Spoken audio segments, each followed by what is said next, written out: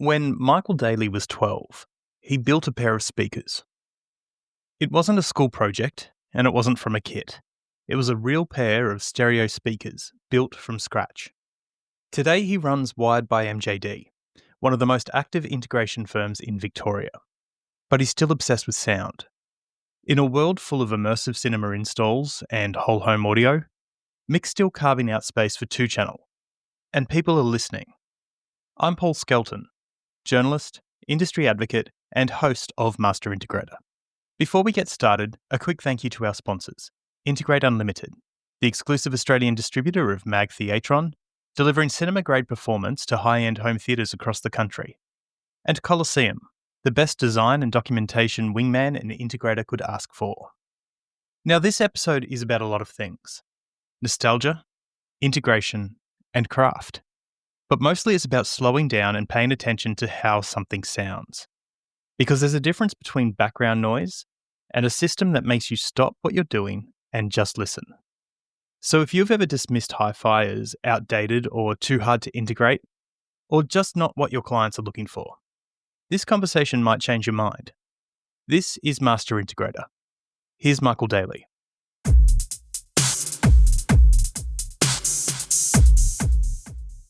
You're obviously here to talk about 2-channel. So let's start with a really basic entry-level question. Why? Well, 2-channel is something that I started off when I was really young, getting excited about the high-end quality of audio and the reproduction of audio. I used to look through electronic books with my grandfather when I was 6, so I was kind of accustomed to this industry really, really early and had a passion for electronics and technology and how I can actually improve the sound of speakers and music just by making little tweaks here and there by using basic fundamentals of electronics. And so then if we look at where you actually started is, well, you say you were reading magazines from the age of 6, but then in your showroom at the back of your speaker, you've actually, in the back of your cinema, you've actually got some speakers there that you designed from a very, very young age, and you've still got them kind of pride of place on show to current customers. Are you selling many speakers that you designed when you were 12 years old? Absolutely not. I never got to production stage. It was all just fun.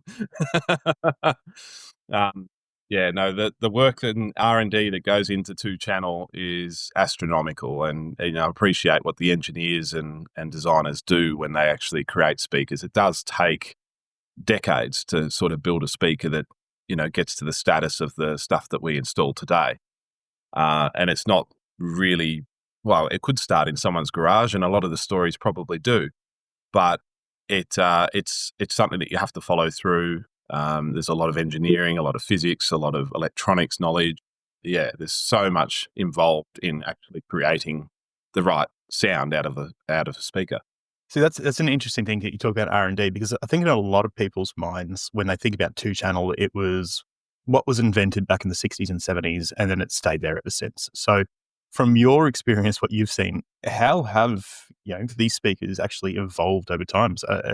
What you're installing today, how is it different from what was installed, well, when you first started in the industry 20-something years ago, or even before that? Yeah, I guess, electronics has progressed a lot in the years.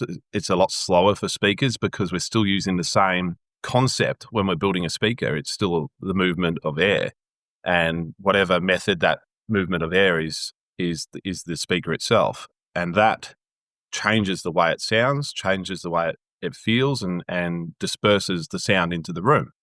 Back in the early days, a lot of these were just made out of paper. So paper cones in a metal basket, put into a box, and just tweak the electronics and the stuffing that they put in the box and the size of the box, and that was about the science of it. As time progressed, they started to realize that different materials could be used in these cones, and bigger magnets and larger coils.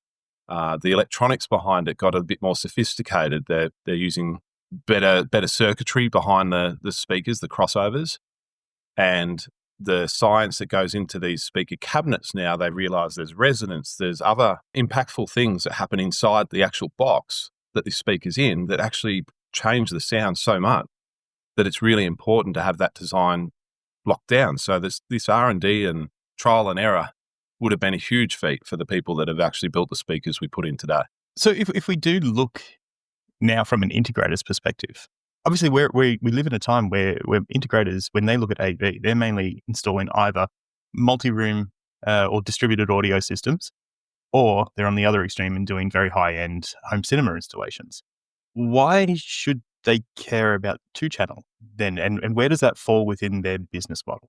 So the biggest thing for me in an integrated home is what is the most value add to a system. So multi-room audio is great because it's something that you might have playing in the background all the time, sets the mood and creates an atmosphere. Cinema, of course, has its purpose. All the speakers in a cinema are designed to give you that immersiveness that you get from watching a movie that is well tuned and well calibrated. But when it comes to two-channel, I find it sits really nicely in main AV zones.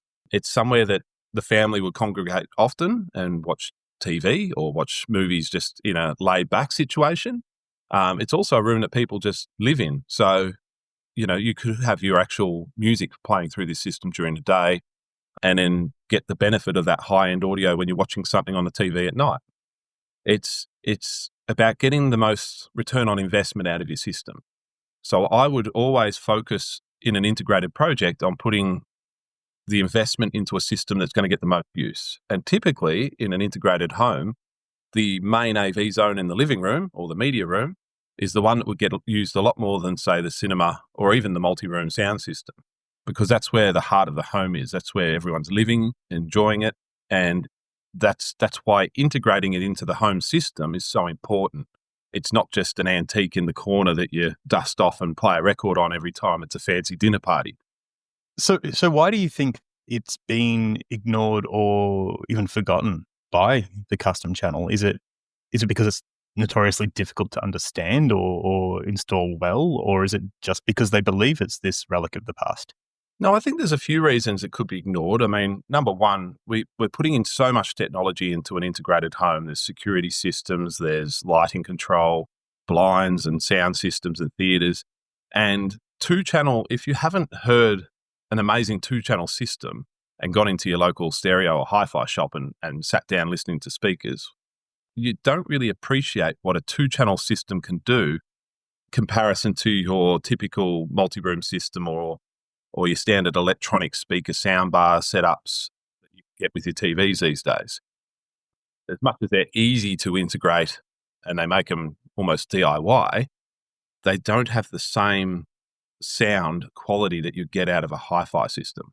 And because of that, because they're difficult to integrate and because they are fairly pricey, I feel that people sort of brush over them as I don't want to defer the client or detract the client from this overall proposal. Or if I do price it, it's the first thing to come out because we're trying to get the budget more reasonable on the overall project.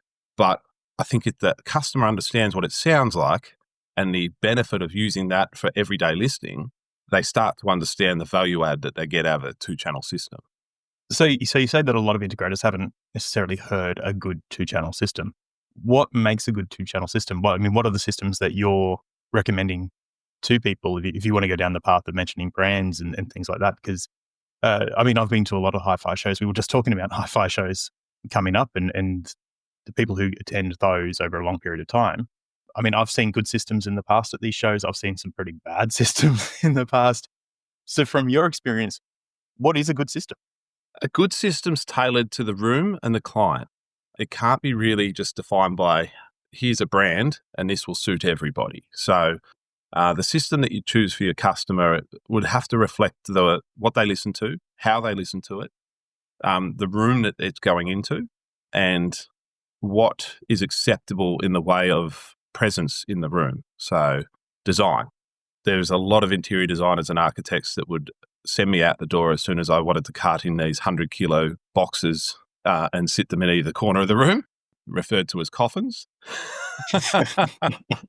But if you can work with the designers on the styling and the placement and the outcome that the customer's happy to accept, you can really come up with some fantastic solutions. But a typical hi-fi system would consist of either some bookshelves or some tower speakers. So they're typically large Bookshelf speakers aren't too bad, but the tower speakers can be quite present in a room.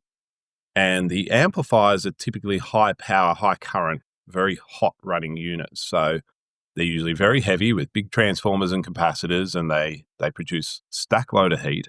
So you can't really hide them away in cupboards very easily unless you've got a lot of ventilation going on. And they don't usually sit over in the rack that we'd usually have in an integrated home, because every little bit of copper and resistance counts when it comes to hi-fi.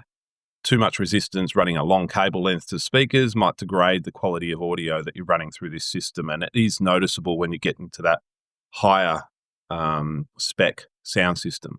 But managing and designing the cabinets and equipment around it is really important for the end user. Is it going to be on display? Is it an art piece? Or is it to be hidden away? And then you've got to manage the heat problems and the power issues and control of the system. How much of this is being driven by your end users asking for the systems? And how much is it because, obviously, in your experience, you've kind of noticed that this is the better option? I mean, I'm interested to know, is this something that's seeing a resurgence from clients and end users, or is this something that audiophiles are driving? No, I typically don't deal with too many audiophiles. The industry that we work in is typically, how would I explain it?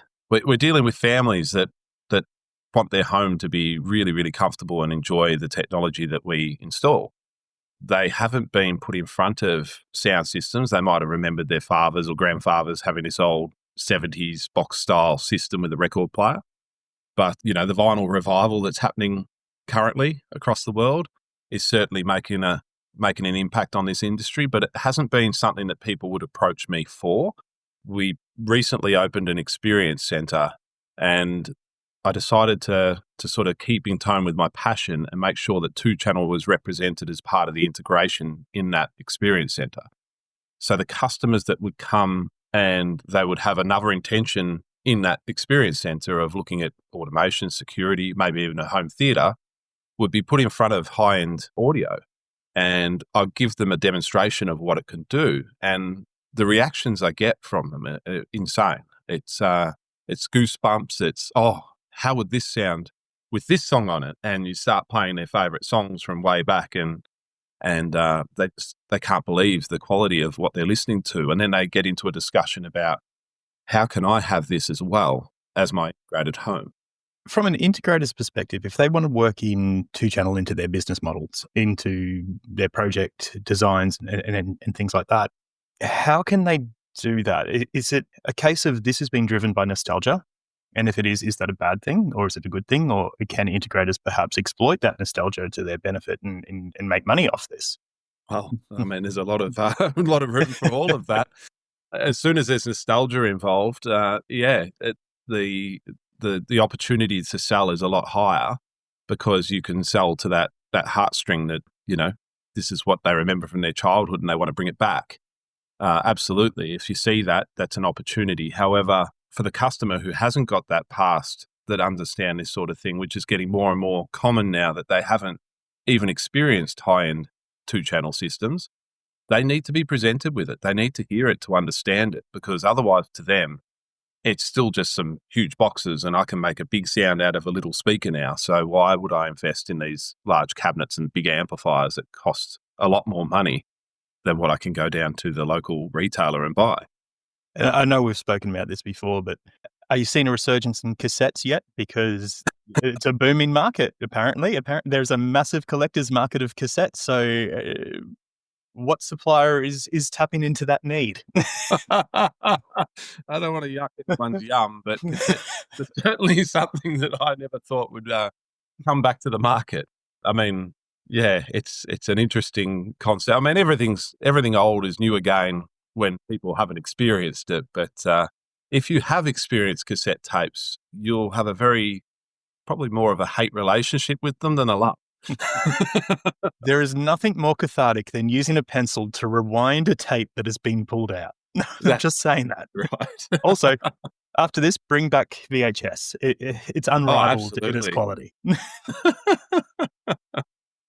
So if we look at the integrators out there, and there'll be some new guys to the industry that probably have no experience with 2-channel, So especially some of the younger guys or who've moved across into the channel.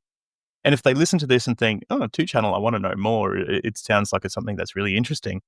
What do they need to know at a base level to actually be able to install these systems, or at least know enough to know who to ask for help to install these systems?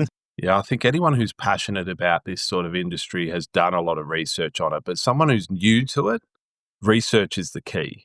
You really have to experience 2-channel to understand why to invest in 2-channel and why to spend the time looking at it as an opportunity, because it sounds different with every system that you'll try. It's not a cheap purchase to just buy something and try it out in your lounge room and see if you like it. You're going to have to go and experience this sort of technology. And you could contact your distributors, and most likely a lot of the integration distributors actually do have an offer for high-end 2-channel.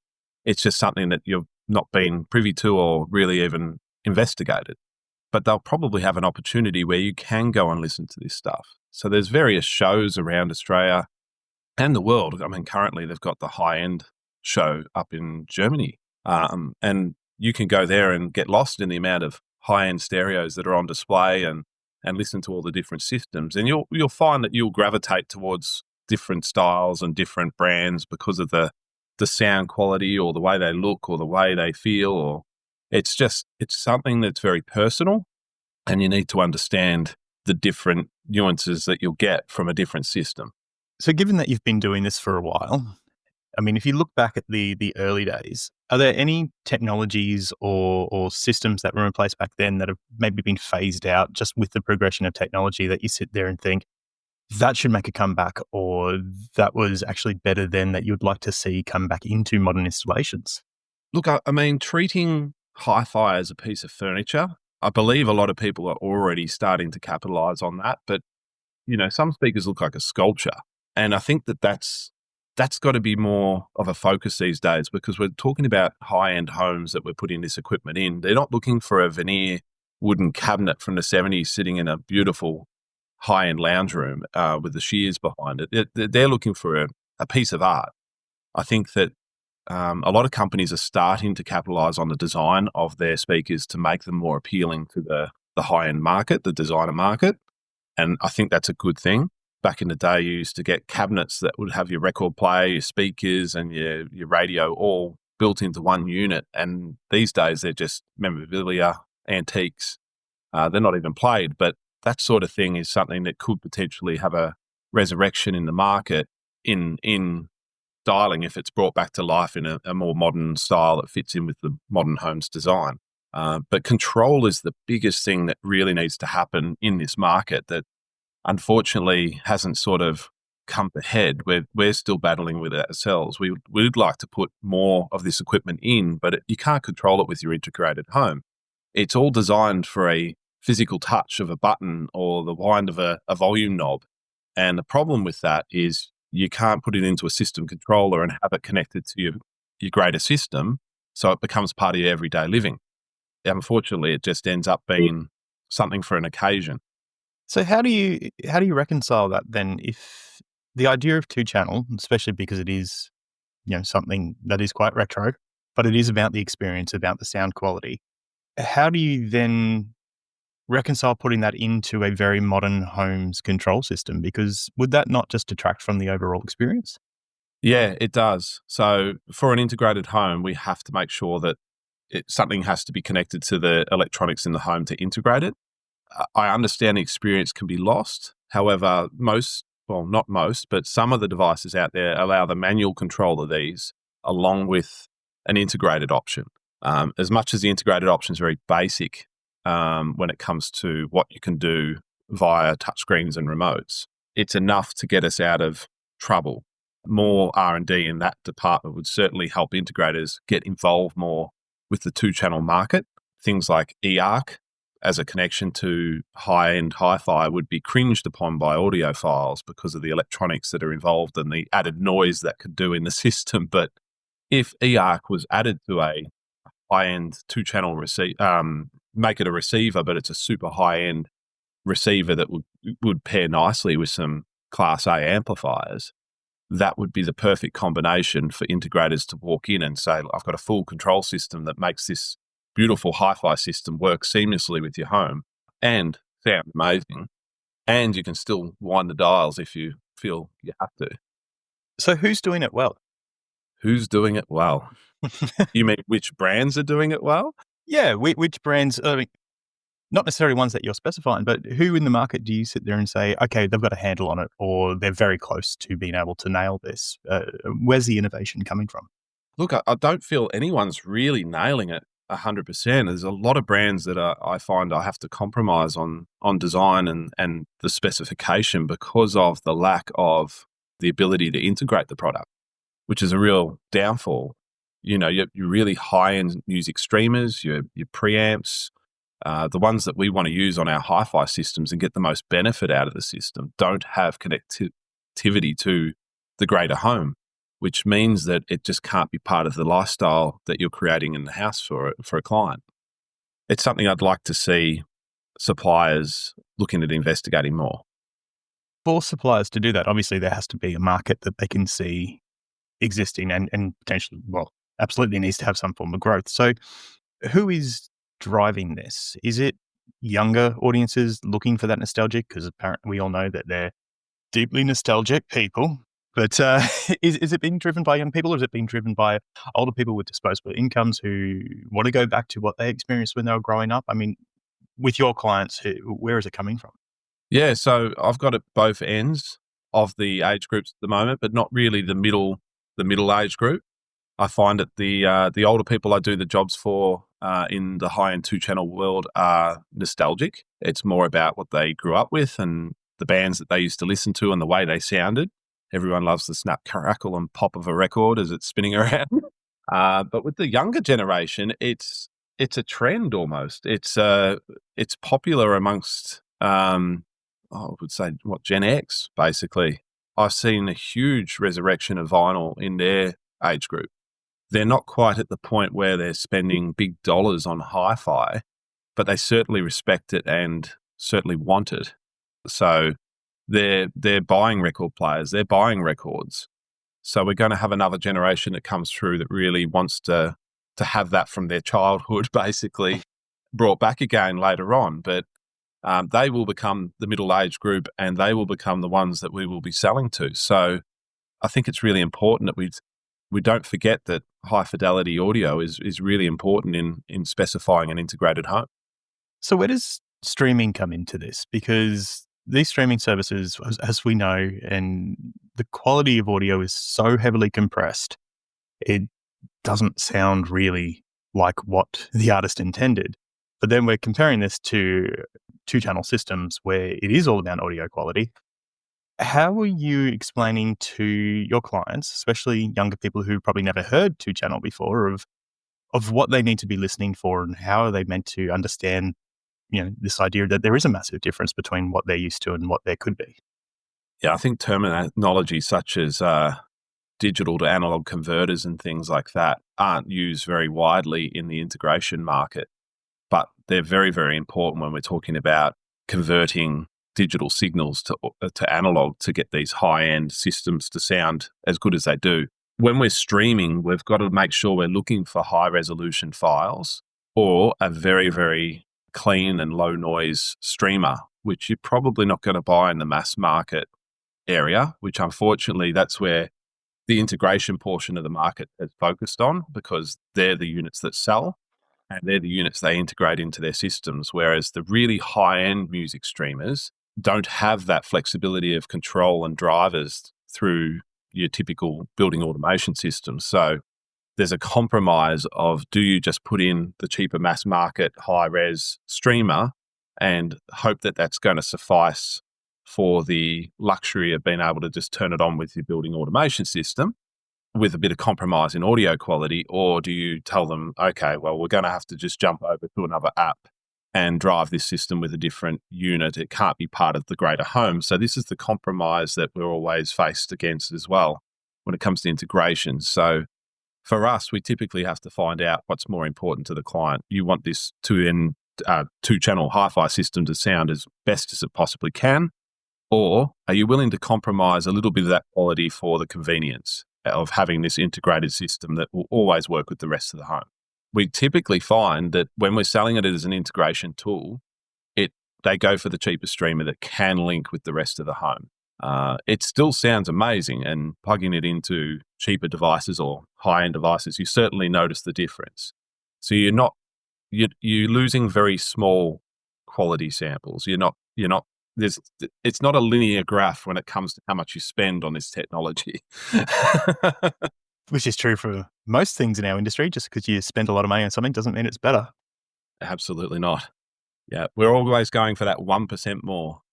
Let's say there's an integrator listening to this who's now interested in finding out more, who wants to install one of these systems or at least specify one of these systems. I mean, our industry, especially when we look at AV, it is specs driven. And there are a lot of specs that are completely irrelevant. I think one of the weirdest I remember hearing about years ago was someone was talking about the waterfall of a speaker. And I'm still not 100% sure what that means.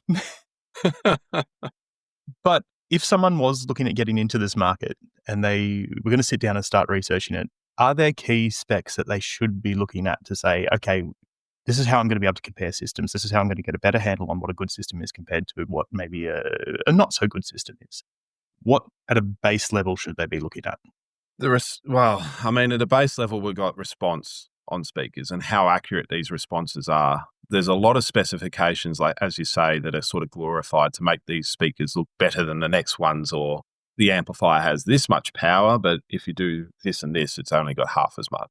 So you really got to deep dive into the details and pull these specs out, just like you would if you're building a home cinema. It can be quite hard to keep with the RP22 standard if you can't get all the information you need from the designers of the speakers to make sure it qualifies for what level cinema you're building. It's the same in 2-channel. I don't think there's any difference there. They'll talk about how it's how less noisy this amplifier is versus this one, how much better this cable is versus this cable, and then what frequency responses we're getting out of the speaker. And yeah, it's a very complicated game of numbers and how they manipulate them. So I don't think there's anywhere that you're going to get a straight answer on comparison. You're not going to be able to just put two things next to each other as a comparison value.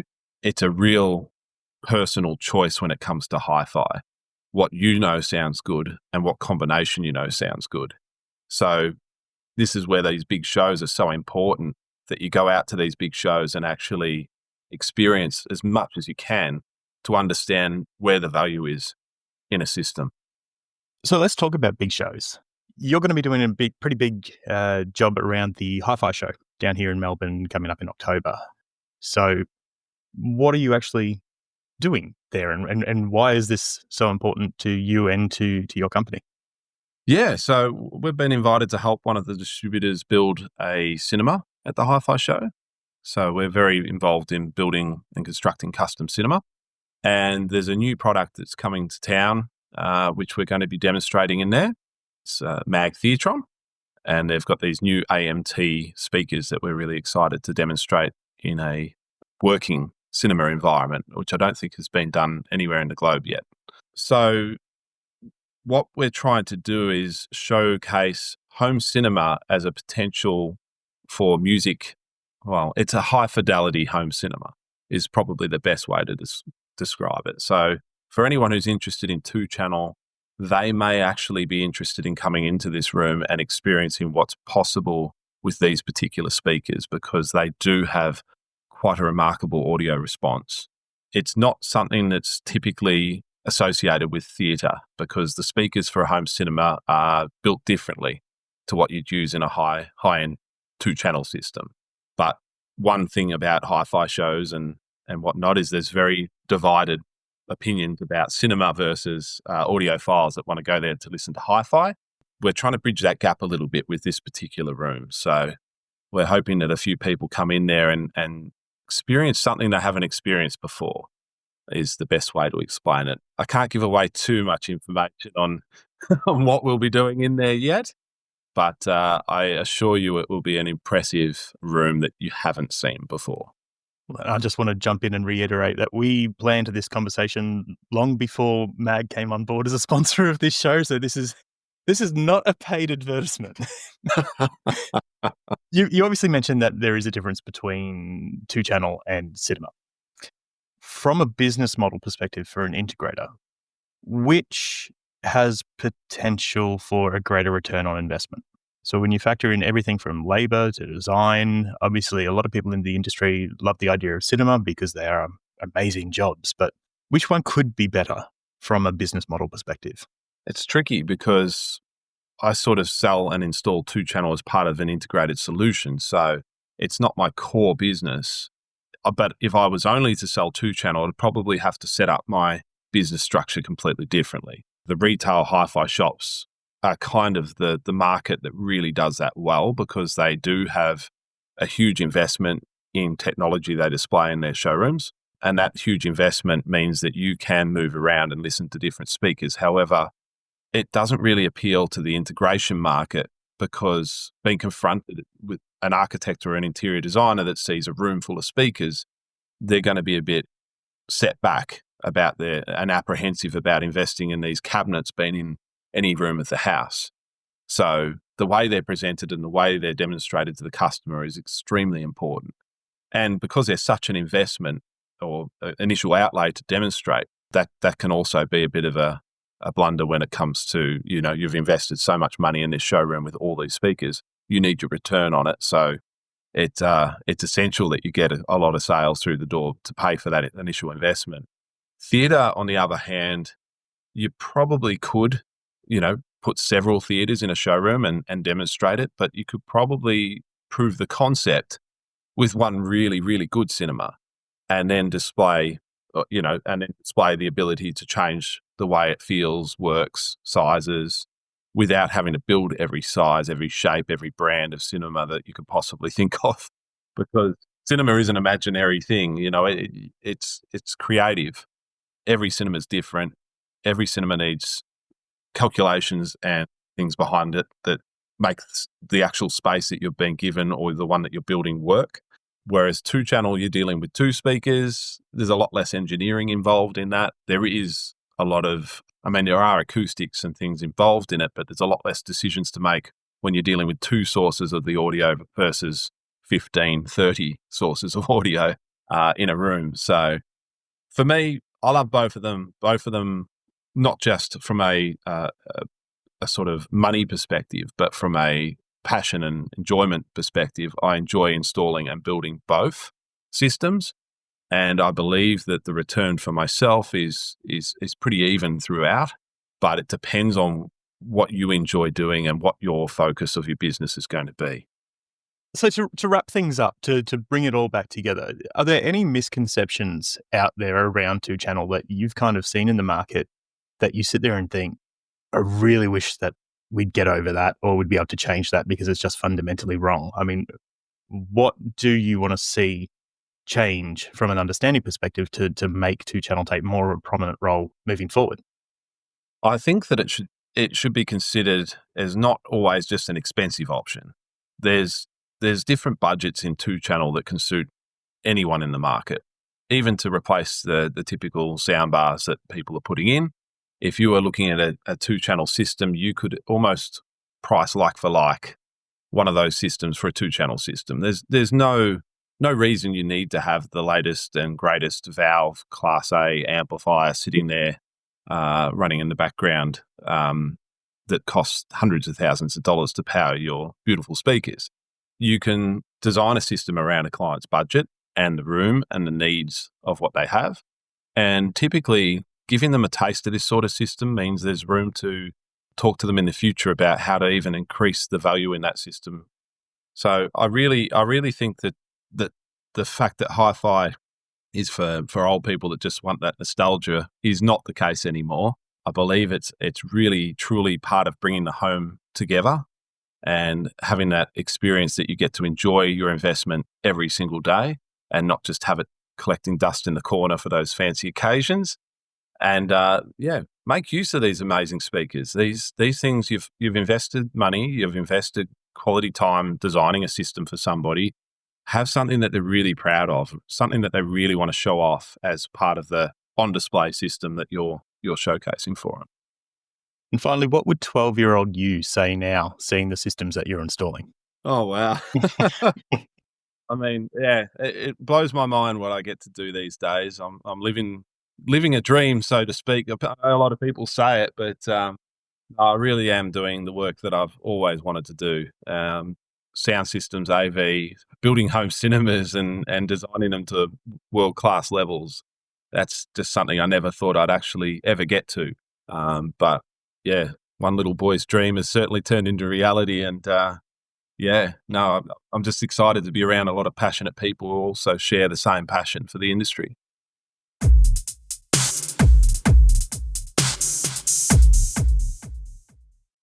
That was Michael Daly, the MJD in Wired by MJD. And Mick's right. Stereo isn't a relic. It's an opportunity. It's about delivering an experience that's personal, intimate. 2 speakers, 1 listener, nothing in the way. And it's not just for audiophiles and the nostalgic. It's for anyone who wants to feel something when they press play. For integrators, that's not a limitation. It's a challenge. And as Mick showed us, it's one worth taking seriously. Because in a world of multi-room audio and flashy installs, 2-channel still offers something powerful. Performance, clarity, the kind of connection you can't automate. In a world full of screens, zones, and features, 2 speakers done properly can still stop someone in their tracks. That's not old school. That's good design. And for Mick, it all started with a pair of speakers he built when he was 12, a project most kids would have forgotten. He turned it into a career, and that's the mindset we need more of in this industry. Thanks for listening to Master Integrator. I'm Paul Skelton. I'll see you next time.